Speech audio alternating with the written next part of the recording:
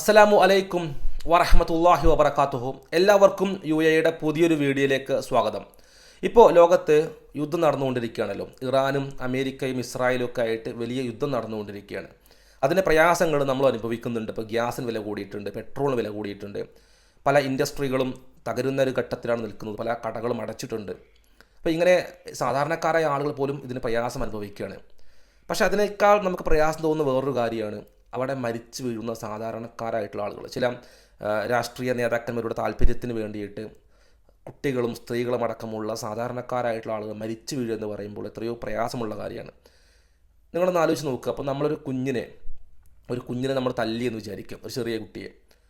എന്നിട്ട് നമുക്ക് ഉറങ്ങാൻ സാധിക്കും അന്ന് രാത്രി നമുക്ക് കണ്ണടക്കാൻ സാധിക്കില്ല. നമ്മൾ പിറ്റേ ദിവസം ആ കുട്ടിയെ കണ്ട് ആ കുട്ടിയെ കെട്ടിപ്പിടിച്ച് ചുംബിച്ച് അതിനെ മാറോട് ചേർത്ത് പിടിച്ച് അതിന് തലോടി കൊടുക്കാതെ നമുക്കൊന്ന് ഉറക്കം കിട്ടില്ല പിന്നെ അങ്ങോട്ട്. കാരണം നമ്മൾ അത്രത്തോളം പ്രയാസം അനുഭവിക്കും, ഒരു കുട്ടിയെ നമ്മൾ അറിയാതെ തല്ലിയാൽ പോലും. എന്നാൽ നിങ്ങളൊന്ന് ആലോചിച്ച് നോക്കുക, ഈ യുദ്ധം തുടങ്ങിയ സമയത്ത് 180ഓളം കുട്ടികളെ ഒരു സ്കൂളിലേക്ക് ബോംബിട്ടിട്ടാണ് കൊന്നു കളഞ്ഞത്. എന്നിട്ടും അവർക്ക് യാതൊരു പ്രയാസം തോന്നുന്നില്ല എന്നുണ്ടെങ്കിൽ, ആ രാഷ്ട്രീയ നേതാക്കന്മാർക്ക് യാതൊരു പ്രയാസം തോന്നുന്നില്ല എന്നുണ്ടെങ്കിൽ മനുഷ്യൻ എന്ന ഗണത്തിൽ പോലും ഉൾപ്പെടുത്താൻ പറ്റും തോന്നുന്നില്ല.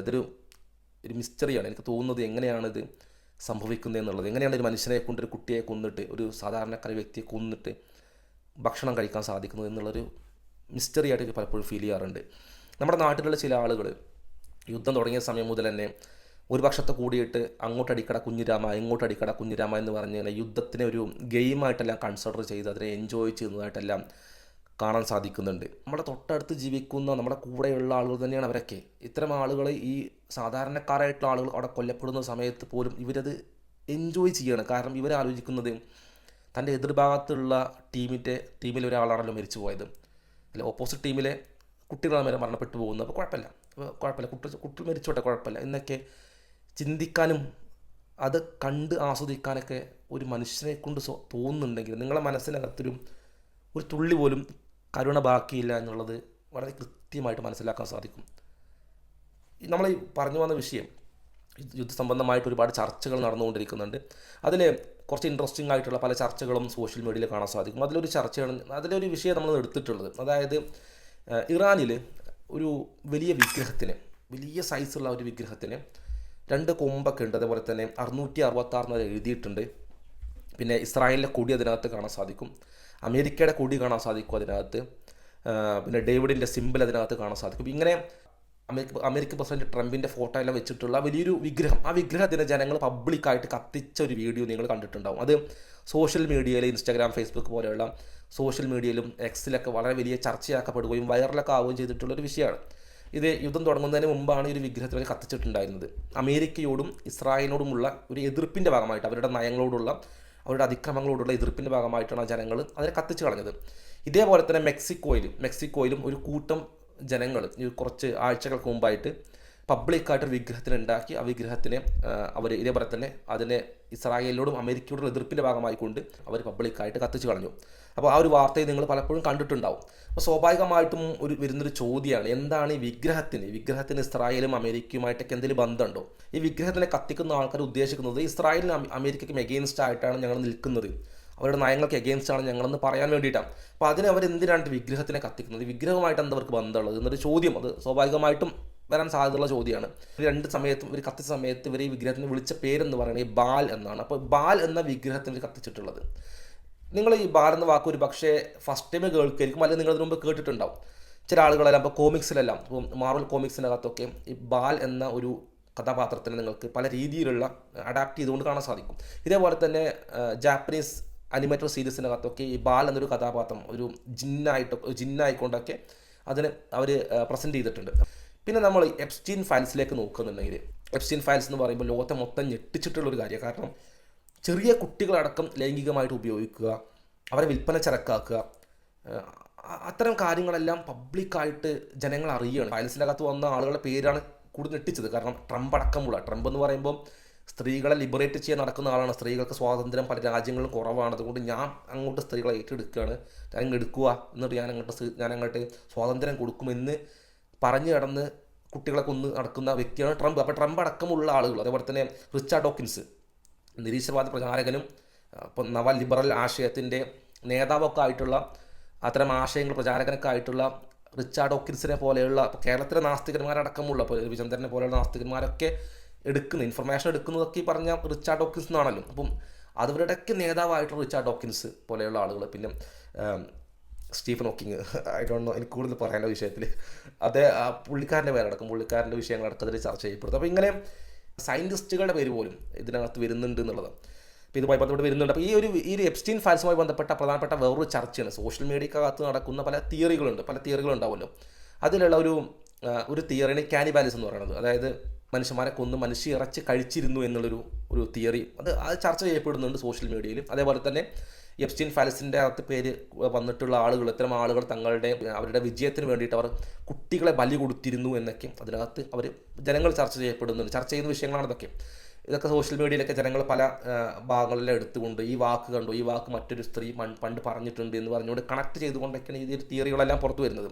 അപ്പോൾ ഇങ്ങനെയുള്ള പല ചർച്ചകൾ നടന്നുകൊണ്ടിരിക്കുന്നുണ്ട്. അതിനിടയ്ക്കാണ് സോഷ്യൽ മീഡിയ തന്നെ ഈ ഒരു എപ്സ്റ്റീൻ ഫയൽസിൻ്റെ അകത്തുനിന്ന് ഒരു വേർഡ് കണ്ടെത്തുന്നത്, ഈ ബാൽ എന്ന വാക്ക്. അപ്പം ചില ആളുകൾ എക്സ്പ്ലനേഷൻ വരുന്നത് അത് ഏതെങ്കിലും ഒരു അക്ഷര തെറ്റായിരിക്കാം, ഒരു മിസ്റ്റേക്ക് എന്തിലായിരിക്കാം, അല്ലാതെ ഒരു റിയലായിട്ടൊരു അങ്ങനെ വരാൻ സാധ്യതയില്ല എന്നൊക്കെ പല എക്സ്പ്ലനേഷൻസ് ഉണ്ട്. എന്നാലും ഈ ബാൽ എന്ന വാക്ക് വന്നിട്ടുള്ളത് ഒരു ബാങ്കിൻ്റെ പേരായിട്ടാണ്. അതൊരു ബാങ്ക് ഉണ്ട്, ആ ബാങ്കിൻ്റെ പേരാണ് ബാൽ എന്ന് കൊടുത്തിട്ടുള്ളത്. സ്വാഭാവികമായിട്ടും ഇതെല്ലാം കാണുന്ന സമയത്ത് നമുക്ക് ഡൗട്ട് വരും, ആരാണ് ഈ ബാൽ എന്ന് പറഞ്ഞ സംഭവം ശരിക്കും എന്താണ്? അതുപോലെ തന്നെ ഈ ബാൽ ഒരു വിഗ്രഹമാണെങ്കിൽ അത് ഏതെങ്കിലും ഒരു മതത്തിൻ്റെ വിഗ്രഹം ആയിരിക്കുമല്ലോ. അപ്പോൾ ഏത് മതത്തിൻ്റെ വിഗ്രഹമായിരുന്നു അതിപ്പോഴും ആൾക്കാർ എടുക്കുന്നുണ്ടോ എന്നുള്ളത്. അല്ലെങ്കിൽ ഈ ബാൽ എന്ന് പറയുന്നത് ഏതെങ്കിലും ഒരു ഇപ്പോൾ ഇല്ലുമിനാറ്റി പോലെയുള്ള രഹസ്യ സംഘടന വല്ലതുമാണോ എന്നൊക്കെ ചർച്ചകൾ നടന്നുകൊണ്ടിരിക്കുന്നത്. അപ്പം ഇതിൽ എന്താണ് ഈ ബാൽ എന്ന് പറയുന്നത്? ബാൽ എന്ന വാക്കിൻ്റെ അർത്ഥം നോക്കുന്നുണ്ടെങ്കിൽ സെമറ്റിക് ലാംഗ്വേജിൽ യജമാനൻ, ഉടമസ്ഥൻ എന്നൊക്കെയാണ് അർത്ഥം വരുന്നത് ഈ ബാൽ എന്ന വാക്കിന്.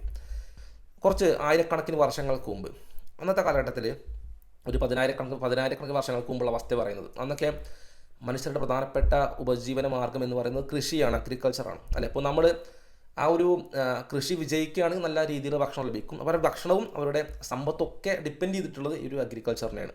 അപ്പോൾ അഗ്രികൾച്ചർ തകർന്നു പോകാന്നുണ്ടെങ്കിൽ സ്വാഭാവികമായിട്ടും അവർ പട്ടിണിയിലാവും. അപ്പോൾ അതുകൊണ്ട് തന്നെ ഈ ഒരു അഗ്രികൾച്ചറിന് ഏറ്റവും ബെസ്റ്റായിട്ട് വേണ്ട സംഭവം എന്ന് നോക്കുന്നത് നല്ല കാലാവസ്ഥയാണല്ലോ. ഏറ്റവും ഇമ്പോർട്ടൻ്റ് സംഭവം കാലാവസ്ഥയാണല്ലോ. അപ്പോൾ ഈ കാലാവസ്ഥ അതിനെ നിയന്ത്രിക്കുന്ന ഒരു ഗ്രാമപ്രദേശത്ത് ജീവിക്കുന്ന ആളുകളുണ്ടെന്ന് വിചാരിക്കുക. ഈ ആളുകൾ ഒരു കൃഷി നടത്തുക എന്നുണ്ടെങ്കിൽ ആ കൃഷി വിജയിക്കണമെന്നുണ്ടെങ്കിൽ ആ കൃഷിയെ കൺട്രോൾ ചെയ്യുന്ന, കൃഷിക്ക് വേണ്ടി മാത്രം കാലാവസ്ഥയെ നിയന്ത്രിക്കുന്ന ഒരു ദൈവമുണ്ട്, ഒരു പ്രത്യേക ദേവനുണ്ട്. ആ ദൈവത്തിനെ പ്രീതിപ്പെടുത്തേണ്ടതായിട്ടുണ്ട് എന്ന് അത് വിശ്വസിക്കുകയും അങ്ങനെ ഒരു രൂപം അവർ ഉണ്ടാക്കുകയും അതിനെ ആരാധിക്കാൻ തുടങ്ങുകയും ചെയ്തു. ആ ഒരു വിഗ്രഹത്തിൻ്റെ പേരാണ് ബാൽ എന്നുള്ളത്. അവരെ സംബന്ധിച്ചിടത്തോളം ഈ ബാൽ എന്ന് പറയുന്നത് ഒരിക്കലും പ്രപഞ്ച സൃഷ്ടാവായിട്ടുള്ള ദൈവമല്ല. അപ്പോൾ പ്രപഞ്ചം സൃഷ്ടിച്ച് പരിപാലിക്കുന്ന ഒരു നെസസറി എക്സിസ്റ്റൻസ്, അത് അനിവാര്യമായിട്ടൊരു ദൈവം ഉണ്ടായിരിക്കണം. കാരണം ഒന്നുമില്ലാത്ത അവസ്ഥയിൽ നിന്ന് ഒന്നും പൊട്ടിമുളച്ചുണ്ടാവില്ല. അപ്പോൾ 0 ഓൾവേസ് ഈക്വൽ ടു 0. അപ്പം ദൈവമുണ്ട് എന്നുള്ളതിൽ യാതൊരു സംശയമില്ല. അപ്പോൾ അള്ളാഹു ഉണ്ട്, പ്രപഞ്ച സൃഷ്ടാവായിട്ടുള്ള അള്ളാഹു ഉണ്ട് എന്നുള്ള വിഷയത്തിൽ യാതൊരു പ്രശ്നമില്ല. പക്ഷേ കാലാവസ്ഥയെ നിയന്ത്രിക്കുന്ന ഒരു ദൈവം, അതാണ് ബാൽ എന്നൊരു വിശ്വസിച്ചിരുന്നത്. ബാൽ എന്ന് പറയുന്നത് അള്ളാഹു ആണെന്നോ ബാൽ എന്ന് പറയുന്നത് അള്ളാഹുവിന് ഈക്വൽ ആണെന്നൊരു വിശ്വസിച്ചിട്ടില്ല. അതായത് അവർ അള്ളാഹുവിന് കൊടുക്കണം, പ്രപഞ്ചം സൃഷ്ടിച്ച് പരിപാലിക്കുന്ന ദൈവത്തിനെ നമ്മൾ ആരാധിക്കേണ്ടത് അല്ലേ. നമ്മളുടെ പ്രാർത്ഥനകളും നമ്മുടെ നേർച്ചകളും നമ്മുടെ വഴിപാടുകളൊക്കെ നമ്മൾ കൊടുക്കേണ്ടത് ആർക്കാം? പ്രപഞ്ച സൃഷ്ടാവായ അള്ളാഹുവിനല്ലേ കൊടുക്കേണ്ടത്, അല്ലാതെ നമ്മൾ കൈകൊണ്ട് ഉരുട്ടിയുണ്ടാക്കിയ സാധനത്തിനല്ലല്ലോ നമ്മൾ കൊടുക്കേണ്ടത്. അപ്പം അവർ കൈകൊണ്ട് ഉണ്ടാക്കിയെടുത്തുള്ള വിഗ്രഹത്തിന് അവരെന്ത് ചെയ്യുകയാണ്?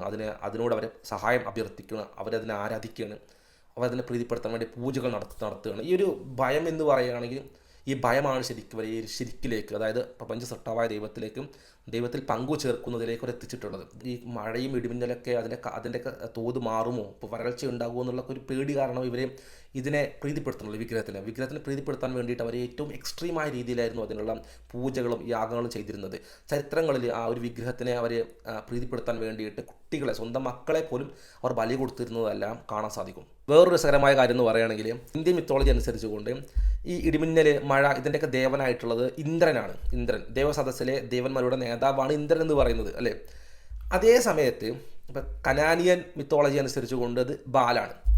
അപ്പോൾ രണ്ടിനും സിമിലാരിറ്റീസ് ഉണ്ടല്ലോ സ്വാഭാവികമായിട്ട്. അപ്പോൾ അതുകൊണ്ട് തന്നെ ചില എക്സ്ട്രീമിസ്റ്റുകളായിട്ടുള്ള ഇന്ത്യയിലുള്ള RSS പ്രൊപ്പഗണ്ട, അവരുടെ പ്രധാനപ്പെട്ട പ്രൊപ്പഗണ്ടയാണ് സിറിയയിലൊക്കെ മുസ്ലിം രാജ്യങ്ങൾക്കകത്ത് ബാലിൻ്റെ പ്രതിമ ഉണ്ടായിരുന്നു, അതായത് ഇന്ദ്രൻ്റെ പ്രതിമ ഉണ്ടായിരുന്നു. ബാൽ എന്ന് പറഞ്ഞാൽ ഇന്ദ്രനാണ്, ബാൽ ഈക്വൽ ടു ഇന്ദ്രൻ. അതുകൊണ്ട് ബാലിൻ്റെ പ്രതിമ അല്ല ഇന്ദ്രൻ്റെ പ്രതിമ ഉണ്ടായിരുന്നു. ആ പ്രതിഭ പിന്നീട് മുസ്ലിങ്ങൾ നശിപ്പിച്ച് കളയാണ് ചെയ്തിട്ടുള്ളത്. ഇന്ത്യനെ നശിപ്പിച്ച് കളഞ്ഞു എന്നൊക്കെ പറഞ്ഞിട്ടുള്ള പല ചർച്ചകളും പല വാട്സപ്പ് യൂണിവേഴ്സിറ്റി ഡോക്യുമെൻറ്റ്സ് എല്ലാം കാണാൻ സാധിക്കും. പിന്നെ പോട്ടെ, ഒഴിവാക്കി വിടാം. പക്ഷേ വേറൊരു കാര്യം നിങ്ങൾ മനസ്സിലാക്കേണ്ടത്, ഇപ്പോൾ തോർ നിങ്ങൾ കേട്ടിട്ടുണ്ട്. അസ്ഗാഡ് എന്ന് പറയുന്ന ഒരു പ്രദേശത്തിനെ കൺട്രോൾ ചെയ്യുന്ന, അല്ലെങ്കിൽ അവിടെ മഴയും ഇടിമിന്നലെല്ലാം കൊടുക്കുന്ന ഒരു ദേവനാണ് തോർ എന്നുള്ളത് ജർമ്മൻ മിത്തോളജി അനുസരിച്ചുകൊണ്ട്. അപ്പോൾ ഇങ്ങനെ പല പ്രദേശങ്ങളിലും പല സ്ഥലങ്ങളിലും പല തരത്തിലുള്ള മിത്തോളജി അനുസരിച്ചുകൊണ്ട് പല ഫാൾസ് ഗോഡ്സും ഉണ്ട്. അപ്പോൾ ഇതിനെല്ലാം ഒരു പറയും ഇന്ന ആളാണെന്ന് പറഞ്ഞിട്ട് അവരതിനെ ആട്രിബ്യൂട്ട് ചെയ്യുന്നുള്ളതാണ്. വേറെ ഇൻട്രസ്റ്റിംഗ് ആയിട്ടുള്ള കാര്യം എന്ന് പറയുകയാണെങ്കിൽ, ഈ ബാൽ എന്ന് പറയുകയാണെങ്കിൽ അതൊരു ഒറ്റ ദൈവമല്ല, പകരം ഒരു ബഹുദൈവ വിശ്വാസത്തിൻ്റെ ഭാഗമാണ് ഈ ബാൽ എന്ന് പറയുന്നത്. അപ്പോൾ ഈ ബാലിന് പിതാവുണ്ട് മാതാവുണ്ട്. ബാലിൻ്റെ പിതാവിൻ്റെ പേരാണ് ഏൽ, അതായത് ദൈവങ്ങളുടെ നേതാവാണ്, ചീഫാണ് ഈ ഏൽ എന്നുള്ളത്. മാതാവിൻ്റെ പേരാണ് അഷേറ എന്നുള്ളത്. അഷേറ എന്ന് പറയുകയാണെങ്കിൽ ഈ കടലിൻ്റെ സമുദ്രത്തിൻ്റെ ദേവതയാണ് അഷേറ. പിന്നെ 2 സഹോദരിമാരുണ്ട്, ആസ്റ്റോറത്ത് എന്ന് പറയുന്നതും അനാത്ത് എന്ന് പറയുന്നതും 2 സഹോദരിമാരാണ്. ഈ 2 പേരും ഭാര്യമാർ കൂടിയാണ്. അത് മാത്രമല്ല ഈ 2 പേരും നക്ഷത്രങ്ങളുടെ ദേവതമാരാണ്. പിന്നെ യാം എന്ന് പറയുന്നൊരു ദേവനുമായിട്ടും പിന്നെ മോട്ടി എന്ന് പറയുന്ന ദേവനുമായിട്ടും ബാല് യുദ്ധം ചെയ്ത് വിജയിക്കുന്നുണ്ട്. യാം എന്ന് പറയുന്നത് സമുദ്രത്തിൻ്റെ ദേവനാണ്, അതിനെ തോൽപ്പിക്കുന്നുണ്ട് ബാല്. മോട്ട് എന്ന് പറയുന്നത് മരണത്തിൻ്റെ ദേവൻ, അതിനെയും ബാൽ തോൽപ്പിക്കുന്നുണ്ട്. അപ്പോൾ ഇങ്ങനെ ബാൽ അതിശക്തനായിട്ടുള്ള ഒരു ദേവനാണെന്നൊക്കെയാണ് ഇവരുടെ സങ്കല്പം. ഈ ബാൽ ആരാധന തുടങ്ങിയത് ലെബനോൺ പ്രദേശത്ത് വെച്ചിട്ടാണ്. അതായത് ഒരു ക്രിസ്തുവിന് മുമ്പ് ഒരു 900 വർഷങ്ങൾക്ക് മുമ്പ് ആ ഒരു കാലഘട്ടത്തിൽ അന്ന് ഇസ്രായേലി മക്കളെ ഭരിച്ചിരുന്നത്, അതായത് പലസ്തീൻ ഭരിച്ചിരുന്നത് കിങ് അഹാബ് എന്ന രാജാവായിരുന്നു. അപ്പോൾ ഈ പാലസ്തീൻ പ്രദേശത്തുണ്ടായിരുന്ന ഇസ്രായേലി മക്കൾ എന്ന് പറയുമ്പോൾ അതായത് ഇപ്പോൾ ഇസ്രായേൽ എന്ന് പറയുന്നത് യാക്കൂബ് നബി അലൈഹി സ്വലാത്തു വസ്സലാം അഥവാ യാക്കോബ് പ്രവാചകൻ്റെ അദ്ദേഹത്തിൻ്റെ പരമ്പര പറയുന്ന പേരാണ് ഇസ്രായേലി മക്കൾ എന്നുള്ളത്. അപ്പം അവർ ആരാധിച്ചിരുന്നത് അള്ളാഹുവിനെ മാത്രമാണ്, ഏകനായ സൃഷ്ടാവായ ദൈവത്തിന് മാത്രം. പ്രവാചകന്മാരയച്ചിട്ടുള്ള പ്രപഞ്ച സൃഷ്ടാവായ ദൈവത്തിന് അവർ ആരാധിച്ചിരുന്നതും അവർ പ്രാർത്ഥിച്ചിരുന്നതും. അതേ സമയത്ത് ലെബനോൺ ഭരിച്ചിരുന്നത് ഫിനീഷ്യൻ ഭരണാധികാരികളാണ്. അതായത് ഫിനീഷ്യൻ ഭരണാധികാരികൾ ബഹുദൈവ വിശ്വാസികളാണ് എന്ന് മാത്രമല്ല അവരുടെ പ്രധാനപ്പെട്ട ദൈവമാണ് ബാൽ എന്നുള്ളത്. പിന്നീട് ഈ അഹാബ് രാജാവ് ഫിനീഷ്യൻ ഭരണാധികാരികൾപ്പെട്ട ഒരു രാജാവിൻ്റെ മകളെ വിവാഹം കഴിക്കുന്നുണ്ട്. അങ്ങനെയാണ് പിന്നീട് ആ പെണ്ണിൻ്റെ സ്വാധീനത്താലാണ് ആദ്യമായിട്ട് ഈ ബാൽ എന്ന വിഗ്രഹം പിന്നീട് പലസ്തീനിലേക്ക് എത്തുന്നത്. അവിടെ ഈ വിഗ്രഹം വന്ന ശേഷം വലിയ കൂട്ടം ജനങ്ങൾ ഈ ഒരു വിഗ്രഹത്തിനെ ആരാധിക്കാൻ തുടങ്ങി. അതായത് അവരെ സൃഷ്ടിച്ചിട്ടുള്ള അവരിലേക്ക് അവരുടെ മുന്നിൽ തന്നെ പ്രവാചകന്മാരെ അയച്ചുകൊണ്ടിരിക്കുന്ന അവരുടെ പൂർവികന്മാരെ സൃഷ്ടിച്ചിട്ടുള്ള സൃഷ്ടാവായ അള്ളാഹുവിനെ ആരാധിക്കുന്നതിന് പകരം ഇവർ നേരെ പോയിട്ട് ഈ വിഗ്രഹത്തിനെ ആരാധിക്കാൻ തുടങ്ങി. അവർക്കറിയാം അള്ളാഹു ഉണ്ടെന്ന് അവർക്കറിയാം അള്ളാഹു അല്ല ഈ ബാൽ അവർക്കറിയാം, ഇതൊക്കെ അവർക്കറിയാം. എന്നിട്ട് പോലും അവരെ ഷിർക്കിലേക്ക് എത്തി എന്നുള്ളതാണ്. ഇങ്ങനെയുള്ള ബാൽ ആരാധന അവിടെ കൂടിയ സമയത്താണ് അള്ളാഹു മറ്റൊരു പ്രവാചകനെ കൂടി അവരിലേക്ക് അയക്കുന്നത്. ആ പ്രവാചകൻ്റെ പേരാണ് ഇല്യാസ് നബി അലൈഹി സ്വലാത്തു വസ്സലാം അഥവാ ഏലിയ പ്രവാചകനെ. ഇല്യാസ് നബി അലൈഹി സ്വലാത്തു വസ്സലാം അദ്ദേഹം ഹാറൂൻ നബി അലൈഹി സ്വലാത്തു വസ്സലാമയുടെ പരമ്പരയിൽപ്പെട്ട പ്രവാചകനാണ്. അദ്ദേഹം ചോദിക്കുന്നതായിട്ട് ഖുർആനിൽ കാണാൻ സാധിക്കും.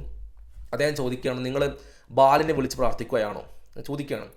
സൃഷ്ടികളിൽ ഏറ്റവും നല്ല സൃഷ്ടാവായ അള്ളാഹുവിനെ ഇട്ടുകൊണ്ട്, അതായത് ഒരു മുൻ മാതൃകയില്ലാതെ ഒന്നുമില്ലായ്മയിൽ നിന്ന് നിങ്ങളെ സൃഷ്ടിച്ചിട്ടുള്ള പ്രപഞ്ചം മുഴുവൻ സൃഷ്ടിച്ച് പരിപാലിക്കുന്ന ദൈവത്തെ അള്ളാഹുവിനോട് നന്ദികേട് കാണിച്ചിട്ട് നിങ്ങൾ ഈ ഒരു വിഗ്രഹത്തിനെ ആരാധിക്കുകയാണോ എന്ന് അദ്ദേഹം ചോദിക്കണം. അപ്പോൾ ഇതിൽ വ്യക്തമായി മനസ്സിലാക്കാൻ പറ്റിയ കാര്യങ്ങൾ ആ നാട്ടുകാർക്ക് കൃത്യമായിട്ട് അള്ളാഹുവിനെ കുറിച്ച് അറിയാമെന്നുള്ളത്. ഈ ബാല ആരാധനയെക്കുറിച്ചും ഒരുപാട് പരാമർശങ്ങൾ ബൈബിളിൽ കാണാൻ സാധിക്കും. ബാലൻ നിങ്ങൾ ആരാധിക്കരുത് എന്ന് ശക്തമായിട്ട് പറയുന്നൊരു ഗ്രന്ഥം കൂടിയാണ് ബൈബിൾ എന്നുള്ളത്. ബൈബിളിൽ അത് വളരെ വ്യക്തമായിക്കൊണ്ട് ബാലിനെ ആരാധിക്കാൻ പാടില്ല എന്ന് പറയുന്നുണ്ട്. അതേപോലെ തന്നെ കുട്ടികളെ ബലി കൊടുക്കുന്ന കാര്യം, കുട്ടികളെ ഇവർ ബാലിന് വേണ്ടി ബലി കൊടുത്തിരുന്നു എന്നുള്ള അത്രയും വളരെ മോശമായിട്ടുള്ള കാര്യങ്ങളൊക്കെ യെരമ്യാവ് 19:5, 32, 35 നമുക്ക് കാണാൻ സാധിക്കും. അപ്പോൾ അവിടെ വായിക്കാൻ സാധിക്കും കുട്ടികളെ ഇവർ ബാലിന് വേണ്ടി ബലി കൊടുത്തിരുന്നു എന്നുള്ളത് വളരെ കൃത്യമായിട്ട് കാണാൻ സാധിക്കും. പിന്നീട് ഒരു മനോഹരമായിട്ടുള്ള ഇൻട്രസ്റ്റിംഗ് ആയിട്ടുള്ള കാര്യം സംഭവിക്കുന്നുണ്ട്. ഇല്യാസ് നബി അലൈഹി സ്വലാത്തു വസ്സലാമും ഈ ബാലിൻ്റെ പ്രവാചകന്മാരെ വെല്ലുവിളിക്കുന്നു. അതായത് ബാലിൻ്റെ പ്രവാചകന്മാരാണ്, പുരോഹിതന്മാരാണെന്ന് പറഞ്ഞു നടക്കുന്ന 450 ആളുകളെയാണ് ഇല്യാസ് നബി അലൈഹി സ്വലാത്തു വസ്സലാം ഒറ്റയ്ക്ക് വെല്ലുവിളിക്കുന്നത്. ഈ ഒരു വെല്ലുവിളിയെ പറയുന്ന പേരാണ് മൗണ്ട് കാരമൽ വെല്ലുവിളി എന്നുള്ളത്. അതായത് ഇല്യാസ് നബി അലൈഹി സ്വലാത്തു വസ്സലാം പറഞ്ഞു, അള്ളാഹുവാണ് യഥാർത്ഥ ദൈവമെങ്കിൽ, പ്രപഞ്ച സൃഷ്ടാവായിട്ടുള്ള അള്ളാഹുവാണ് യഥാർത്ഥ ദൈവമെങ്കിൽ നിങ്ങൾ എന്ത് ചെയ്യുക? നിങ്ങൾ അള്ളാഹുവിനെ അനുസരിക്കുക, നിങ്ങൾ അള്ളാഹുവിനോട് മാത്രം നിങ്ങൾ പ്രാർത്ഥിക്കുക. ഇനി അതല്ല ഈ ബാലാണ് ദൈവമെങ്കിലും നിങ്ങൾ ബാലോട് പ്രാർത്ഥിച്ച കുഴപ്പമില്ല. പക്ഷേ ഒരു തീരുമാനം ഉണ്ടാക്കണം. ആ തീരുമാനം ഉണ്ടാക്കാൻ വേണ്ടിയിട്ടൊരു കാര്യം നമുക്ക് ചെയ്യാം. ഞങ്ങളും എൻ്റെ ഭാഗത്തുനിന്നും നിങ്ങളുടെ ഭാഗത്തുനിന്നും നമുക്ക് 2 പേർക്കും ഓരോ കാളക്കുട്ടിയെ, ഒരു ബുള്ളിനെ നമുക്ക് ബലിയായിട്ട് കൊടുക്കാം. എന്നിട്ട് അതിനെ കൊന്ന് ഒരു സ്ഥലത്ത് വെക്കണം. അതിനെ നമ്മൾ തീ കത്തിക്കാൻ പാടില്ല. ബലി കൊടുക്കുമ്പോൾ തീ കത്തിക്കാൻ പാടില്ല. ആ തീ ആകാശത്തു നിന്ന് പുറപ്പെടണം. അപ്പം സാധാരണ വേറെ വല്ല പ്രശ്നം മാജിക്കൊല്ലം കാണിക്കും, പക്ഷെ അങ്ങനെയല്ലോ. ഇതിപ്പോൾ ആകാശത്തു നിന്ന് തീ പുറപ്പെടണം എന്ന് പറഞ്ഞിട്ടുള്ളത്. അപ്പോൾ ആകാശത്ത് തീ പുറപ്പെടണം. എന്നിട്ട് ഈ കാളക്കുട്ടിയെ അത് മുഴുവനായിട്ട് കരിച്ച് കളയണം. അപ്പോൾ നമ്മൾ കണ്ണുകൊണ്ട് കാണണം, ആകാശത്ത് തീ വരുന്നത് കണ്ണുകൊണ്ട് കാണണം. അപ്പോൾ ആര് പ്രാർത്ഥിക്കുമ്പോഴാണ് തീ വന്നിട്ട് ഇത് കരിച്ച് കളയുന്നത്, അത് ആ പ്രാർത്ഥിച്ചിട്ടുള്ള ദൈവം ഏതാണ്, അതാണ് യഥാർത്ഥ ദൈവം. ഇതാണ് ഇല്യാസ് നബി അലൈഹി സ്വലാത്തു വസ്സലാം നടത്തിയിട്ടുള്ള വെല്ലുവിളി. ആ ജനങ്ങൾ മുഴുവനും ചുറ്റും നിന്ന് കാണുന്നത് ഇതെന്താ സംഭവിക്കുന്നതെന്ന് അറിയാൻ വേണ്ടിയിട്ട്. അതിൽ ഇല്യാസ് നബി അലൈഹി സ്വലാത്തു വസ്സലാം ഇതേപോലെ തന്നെ ഒരു കാളക്കുട്ടിയെ അദ്ദേഹം ബലി കൊടുത്ത് അദ്ദേഹം കിടത്തി. അതേ സമയത്ത് അവരുടെ ഭാഗത്തു നിന്ന് ഒരു കാളക്കുട്ടിയെ അവർ ബലി കൊടുത്ത് കിടത്തി. എന്നിട്ട് ഈ ഒരു ബാലിൻ്റെ പ്രവാചകന്മാരെന്ന് പറയുമ്പോൾ നമ്മൾ മനസ്സിലാക്കേണ്ട കാര്യം, ദൈവം തിരഞ്ഞെടുത്ത് അയക്കുന്ന ആളുകളാണ് പ്രവാചകന്മാരെന്ന്. അപ്പോൾ 450 പ്രവാചകന്മാരവർക്കുണ്ട്. ഇപ്പോൾ ഈ 450 പ്രവാചകന്മാർ പ്രാർത്ഥിക്കാൻ തുടങ്ങി. പ്രാർത്ഥിച്ച് ഒരു ദിവസം മുഴുവൻ കഴിഞ്ഞു. അപ്പോൾ ഇങ്ങനെ പ്രാർത്ഥിച്ചിട്ടും ഒരു തീയും വന്നില്ല, ഒരു ജ്യോതിയും വന്നില്ല, ഒന്നും വന്നില്ല. പക്ഷെ നേരെ മറിച്ചിട്ട് ഇല്യാസ് നബി അലൈഹി സ്വലാത്തു വസ്സലാം അദ്ദേഹം ദുആ ചെയ്ത സമയത്ത്, അദ്ദേഹം പ്രാർത്ഥിച്ച സമയത്ത് തന്നെ അള്ളാഹു ആകാശത്ത് നിന്ന് തീ ഇറക്കുകയും ആ ഒരു കാളക്കുട്ടിയെ കരിച്ചു കളയുകയും ചെയ്തു എന്നുള്ളത് ബൈബിളിൻ്റെ അകത്ത് വ്യക്തമായിട്ട് കാണുന്ന ചരിത്രമാണ്. അത് മാത്രമല്ല, ഇല്യാസ് നബി അലൈഹി സ്വലാത്തു വസ്സലാം പ്രാർത്ഥിച്ച സമയത്ത് വന്ന തീനാളം, ആകാശത്ത് പുറപ്പെട്ടുന്ന തീനാളം, അത് അവിടെ ഉണ്ടായിരുന്ന കല്ലുകൾ പോലും ഉരുക്കി കളഞ്ഞു എന്നൊക്കെ ഈ ബൈബിളിൻ്റെ അകത്തുള്ള ചരിത്രങ്ങളിൽ കാണാൻ സാധിക്കും. അതിനുശേഷം പിന്നീട് ഇല്യാസ് നബി അലൈഹി സ്വലാത്തു വസ്സലാം ഈ വിഗ്രഹത്തിനെ പ്രവാചകന്മാരെന്ന് പറഞ്ഞു നടന്ന ആളുകളെ പിടിക്കുകയും അവരെ അറസ്റ്റ് ചെയ്യുകയും അവരെ ശിക്ഷിക്കുകയൊക്കെ ചെയ്യുന്നുണ്ട്. വേറെ ചില തിയറികൾ അനുസരിച്ച് കൊണ്ടൊക്കെ ഇതിനകത്ത് ഒരു ബാൽ എന്ന് പറയുന്നത് ശരിക്കും ഒരു പിശാചാണ്, അതായത് ഇബ്ലീസ് ആണെന്നൊക്കെ ചില തിയറികളെല്ലാം പറയുന്നുണ്ട്. ഇപ്പം സാത്താൻ ആരാധകരായിട്ടുള്ള ആളുകളൊക്കെ പണ്ട് ഒരു പ്രൊമോഷൻ വീഡിയോ ഇറക്കിയതും ഒക്കെ നിങ്ങൾ ശ്രദ്ധിച്ചിട്ടുണ്ടാവും, നിങ്ങൾക്ക് ഓർമ്മയുണ്ടെന്ന് വിചാരിക്കുന്നു. അപ്പം അങ്ങനെ ഈ അതായത് ആൻറ്റി ക്രൈസ്റ്റ് എന്ന് സ്വയം ബ്ലാക്ക് ഡ്രസ്സെല്ലാം ഇട്ടിട്ട് ദൈവിക നിയമങ്ങൾ ഭൂമി നടപ്പാക്കാൻ പാടില്ല എന്ന് പറഞ്ഞുകൊണ്ട്, അപ്പോൾ ഇങ്ങനെയുള്ള ഒരു ഇബ്ലീസാണ്, ഒരു പിശാചാണ്. ബാലിനെ ഒരാൾ ആരാധിക്കുന്നതോട് കൂടിയിട്ട് അയാൾ ഇബ്ലീസിനെയാണ് ആരാധിക്കുന്നത്, പിശാചിനെയാണ് ഡയറക്റ്റ് ആരാധിക്കുന്നത് എന്നുള്ള രീതിയിലുള്ള എക്സ്പ്ലനേഷൻസ് എല്ലാം കാണാൻ സാധിക്കും. പിന്നെ പ്രധാനപ്പെട്ട കാര്യം എന്ന് പറഞ്ഞാൽ എന്താണ് ഇതുമായിട്ട് ഇസ്രായേലും അമേരിക്കയ്ക്ക് ബന്ധം എന്നുള്ളതാണ്. അപ്പം അതിന് ഒരു കാരണം എന്ന് പറയുകയാണെങ്കിൽ, ഇപ്പം ലെബനോൺ പ്രദേശം എന്ന് പറയുമ്പോൾ ലെബനോൺ പ്രദേശത്താണ് ആദ്യമായിട്ട് ഒരു ബാൽ ആരാധന തുടങ്ങിയതെങ്കിലും അത് പ്രചരിക്കപ്പെട്ടത് ബനു ഇസ്രായേൽ മക്കൾക്കിടയിലാണ്. പിന്നെ പ്രവാചകന്മാർ വന്നിട്ട് അവരെ വിശ്വാസത്തെ മാറ്റി വീണ്ടും അള്ളാഹുലേക്ക് തിരിച്ചു കൊണ്ടുവന്നിട്ടുള്ളത്. അപ്പോൾ അങ്ങനെയാണെങ്കിൽ ആ ഒരു വിശ്വാസം, അന്ന് മറഞ്ഞുപോയ വിശ്വാസം അത് വീണ്ടും വന്നിട്ടുണ്ട്. ഇപ്പോഴും ലോകം ഭരിക്കുന്ന പല നേതാക്കന്മാരും പല ഭരണാധികാരികളും പല സയൻറ്റിസ്റ്റുകളെല്ലാം പല നിരീശ്വര പ്രചാരകരെല്ലാം ഇത്തരം ആളുകളെല്ലാം ബാൽ ആരാധകരാണ്. അതായത് ബാൽ എന്ന് പറയുന്ന ആ ഒരു ദൈവസങ്കല്പത്തെ അല്ലെങ്കിൽ ആ വിഗ്രഹത്തിനെ, കള്ള ദൈവത്തെ, ഒരു ഫാൾസ് ഗോഡിനെ അത് ഇപ്പോഴും ആരാധിച്ചു കൊണ്ടിരിക്കുന്ന ഒരു ജനങ്ങൾ നമ്മുടെ കൂട്ടത്തിൽ ജീവിച്ചുകൊണ്ടിരിക്കുന്നുണ്ട്. അത്തരം ആളുകൾ അവർ രഹസ്യമായിക്കൊണ്ട് കുട്ടികളെ ബലി കൊടുക്കുന്നുണ്ട്. അതാണിപ്പം ഈ ബാൽ എന്ന വാക്ക് എപ്സ്റ്റീൻ ഫയൽസിനകത്ത് കണ്ട സമയത്ത് കുട്ടികളെ ബലി കൊടുക്കുന്നുണ്ട്, ലൈംഗികമായിട്ട് ഉപയോഗിക്കുന്നുണ്ട് തുടങ്ങിയ കാര്യങ്ങളെല്ലാം ചർച്ച വന്ന സമയത്താണ് ബാൽ എന്ന വാക്ക് കണ്ടിട്ടുള്ളത്. അപ്പോൾ സ്വാഭാവികമായിട്ടും ഈ എപ്സ്റ്റീൻ എന്ന് പറയുന്ന യഹൂദനാണ്, അയാൾ ഈ ഒരു ബാൽ ആരാധനയുടെ ഒരു വൺ ഓഫ് ദി മെമ്പർ ആണെന്നൊക്കെയാണ് ഒരു ചർച്ച മുന്നോട്ട് പോകുന്നത്. അതാണ് ഇസ്രായേലുമായിട്ടൊക്കെ ഇതിലേക്ക് കണക്ട് ചെയ്യപ്പെടുന്നത്. പിന്നെ വേറൊരു കാര്യം എന്ന് പറയുകയാണെങ്കിൽ, ഈ അമേരിക്ക ആയിക്കോട്ടെ ഇസ്രായേൽ ആയിക്കോട്ടെ, ഇവർ എപ്പോഴും കുട്ടികളെ ബലി കൊടുത്തുകൊണ്ടാണ് പലപ്പോഴും യുദ്ധം തുടങ്ങാറുള്ളത്. അത് ഇത്തരത്തിലുള്ള ചർച്ചയിൽ വരുന്ന കാര്യമാട്ടോ. ഇപ്പം ഇറാനുമായി യുദ്ധം ചെയ്ത സമയത്ത് പോലും ഇറാനിലെ ഫസ്റ്റ് ചെയ്ത കാര്യം ഇറാനിലെ കുട്ടികളെ കൊല്ലുക എന്നുള്ളതാണ്. അപ്പോൾ കുട്ടികളെ ബലി കൊടുക്കുന്നത് ഈ ബാലിനെ പ്രീതിപ്പെടുത്താൻ വേണ്ടിയാണ്. സ്വാഭാവികമായിട്ടും ഇത്തരം ആളുകളെല്ലാം ബാൽ ആരാധകരാണെന്ന രീതിയിലാണ് ചർച്ച മുന്നോട്ട് പോകുന്നത്. കാരണം നമ്മൾ കാണുന്നു അങ്ങനെ ഒരുപാട് കുട്ടികളെ ഇസ്രായേൽ ഓൾറെഡി കൊന്നു കളഞ്ഞിട്ടുണ്ട്. അപ്പോൾ ഇത്തരം തിയറികളെല്ലാം ഇതുമായി ബന്ധപ്പെട്ട് വരാനുള്ള കാരണം ഇവരുടെ പ്രവൃത്തികൾ കൂടിയാണ് മനസ്സിലാക്കേണ്ടത്. അപ്പോൾ നമുക്ക് വീണ്ടും മറ്റൊരു വിഷയമായിട്ട് കാണാം ഇൻഷാ അല്ലാഹ്. അസ്സലാമു അലൈക്കും വറഹ്മത്തുള്ളാഹി വബറകാതുഹു.